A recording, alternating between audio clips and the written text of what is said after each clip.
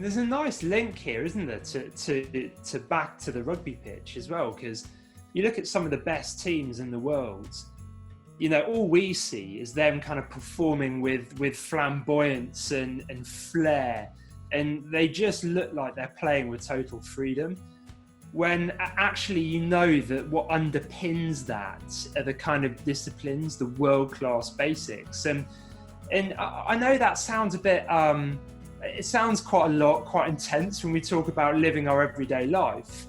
But I think we can live a life that is more enjoyable and that we will have more freedom if we get the basic disciplines right.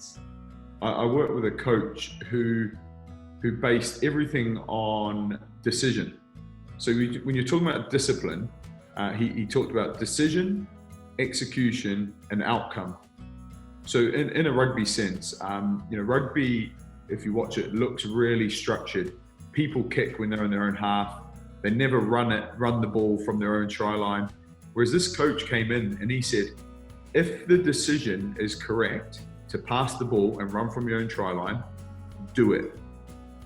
If the execution doesn't come off, do not worry, because we can work on the execution. That is a skill, but the decision has to be right. And even if the execution is good, the outcome might not be right. The guy catching the ball might drop it.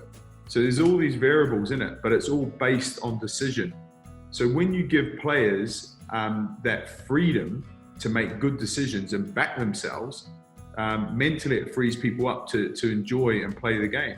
And that's probably the performances that you see where it looks like, geez, these guys are having fun, because they're making good decisions and executing the basics really well.